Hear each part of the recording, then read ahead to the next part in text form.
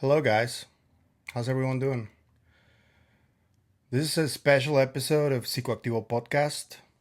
It's a small one, like others that I've done in the past.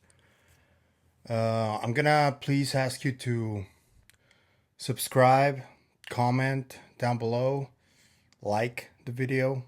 It really helps the channel grow. Something extremely unnerving and frightening happened today. Matt Ford at the Good Trouble Show released like a preview of a video he was going to drop, like a live event of new statements from Lue Elizondo. And I found it really strange at the beginning that he started tagging absolutely everyone he thought uh, was worth tagging from Congress and from the DOD and from the Pentagon. And what he dropped is a statement that I'm going to read for you all. Bear with me because it is a long statement, but it is extremely concerning.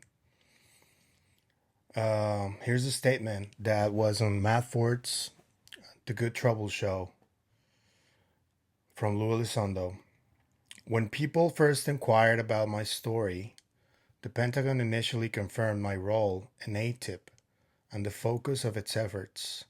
Shortly after Secretary Mattis left the department, the Pentagon changed its tune by saying that all my emails had been deleted. The same emails that would substantiate not only my claims, but many of those who were part of the ATIP effort, including one of its sponsors, the late Senator Harry Reid. As you all know, Senator Harry Reid was one of the main proponents of this effort before he passed away. He was the one who approved the OSAP ATIP program, and well, he is considered a hero by most of us. Here's the continuation of the statement. Later, when confronted with a FOIA request, the Pentagon denied again the existence of any email or correspondence between me and other seniors within the department, whom I was regularly engaged with until the day after I left the Pentagon in 2017. Recently, one of my emails was leaked by an unknown person on Reddit. This time, when the Pentagon was challenged with the existence of the email, in this case, one that described the authorized transfer of ATIP leadership responsibilities to another senior member of the department and endorsed by the Secretary of Defense front office, they were forced to admit this email existed and was not deleted as they previously claimed. Begrudgingly, when the Pentagon finally did release the email, proving my role and participation in ATIP, the Pentagon decided to redact the mention of ATIP, citing FOIA exemptions. By this logic, they would also have to redact the name Arrow and any other office at the Pentagon. It should also be noted that the Pentagon mouthpiece for this one individual within the Public Affairs Office, who has been given sole authority to handle all FOIA requests involving UAPs, Arrow, ATIP, and specifically me, all this information is in the public sphere and can be easily verified thanks to the works of certain private citizens fighting for increased government transparency through the FOIA process. Simply put, you and Congress continue to be lied to by a few at the Pentagon who prefer to view you and the American people as sheeple. What the hell? Make no mistake, the Pentagon Public Affairs Office has a long history of feeding misinformation to certain questionable journalists, shots fired, to mislead the American people. And that relationship is alive and well today, as in fact, now legal through a new and disturbing policy of perception management. This final slide, I'm gonna leave it to Matt Ford to explain it and read it, because we need people to understand how grave this situation is. And I think he's the one who said it best. So yeah, here's Matt Ford. This final statement from Lue Elizondo is absolutely the most disturbing thing. Quote, to add insult to injury, I was notified yesterday that there may be a personal threat against myself and several other whistleblowers formerly associated with the UAP effort for the U.S. government. As such, I would like to make this perfectly clear to the American people. I am not prone to accidents. I'm not suicidal. I'm not abusing drugs. I am not engaged in any illicit activities.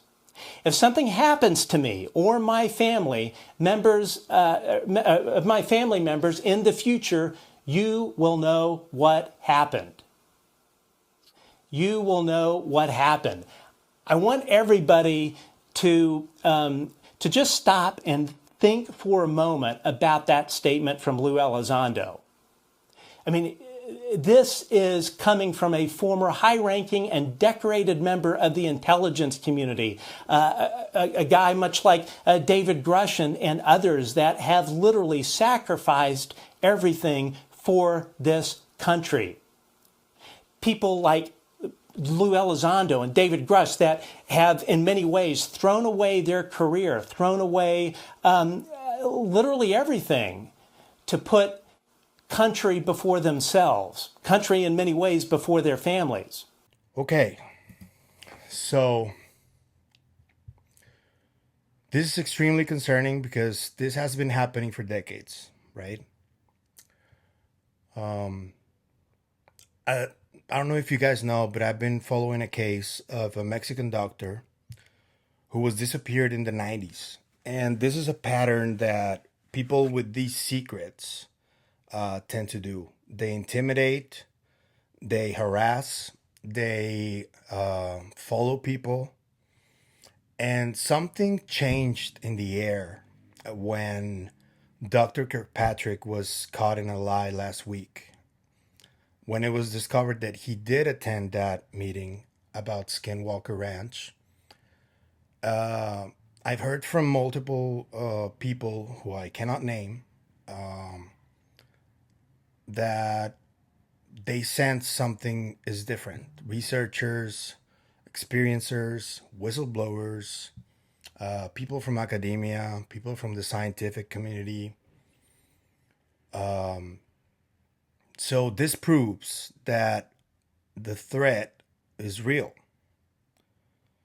If Lue Elizondo, who is like at the very top, is saying this, is because somebody doesn't like what he's doing. And I think this is extremely it is the responsibility of the mainstream media to report this, and they're not doing shit.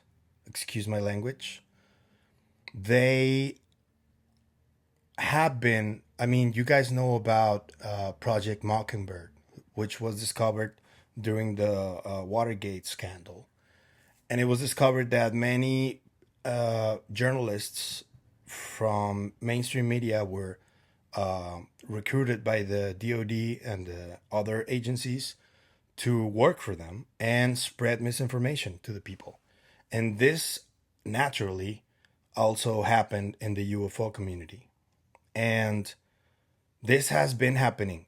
I know Project Mockingbird was allegedly canceled and it stopped. But when I spoke to Danny Sheehan on my podcast, he told me point blank, he was like, no, it didn't stop. It just changed names. It's been continuing for many years. And the appearance of social media has made it extremely volatile and extremely easy for the spread of this misinformation. And many people from within the intelligence community and the DoD have been inserted within communities inside social media to just keep people separated and keep them bickering and keep them at odds against each other and remain distracted from the main goal, which is to try to get to the truth, to try to wake the fuck up. I'm sorry, but I'm really concerned right now. I'm really disappointed because I know that this community has a lot to offer. I see a lot of great content creators, people who have great energy. They're passionate about this. They're trying to do their part, and this distraction, man, it's so much. And Elizondo himself and a lot of people from his group have been attacked and have been defamed. And I'm not saying that I completely agree with this effort from people within the government and within academia and the scientific community to disclose this information, controlled disclosure.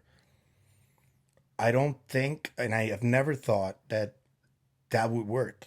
This is the proof that they're gonna do anything they can to prevent it. Make no mistake about it. And the fact that Lue Elizondo is already going public with this, and Marek von Rennenkampf, who is a contributor at The Hill, he released an op-ed or a report that made waves last week, and I suspect that this also had a lot to do with this reaction against Lue Elizondo. And Marek von Rennenkampf himself wrote the following. He wrote, "I do not post this lightly. I have been made aware of specific credible threats against Luis Elizondo. At this time, I am unaware of specific credible threats against other confirmed or prospective UAP whistleblowers." And this is where I think it's getting even more concerning, because if what happened with the emails that Elizondo just confirmed that were deleted, that happened, if this is true, people within the government are intentionally ignoring the Constitution and ignoring orders to not deceive the public, which is written in law. And nobody in the mainstream media is doing anything to report any of this.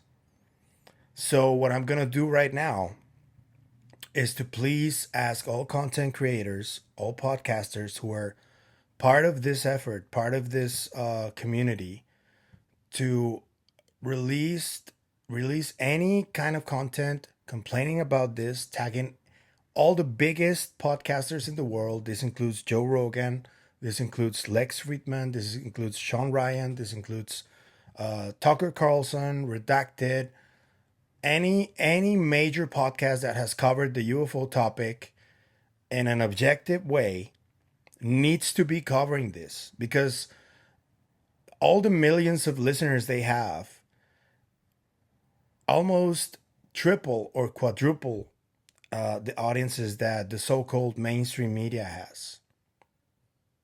So in reality, these podcasters and many of the channels that are smaller like us are the new mainstream media, specifically about these topics that seem to be forbidden for some reason.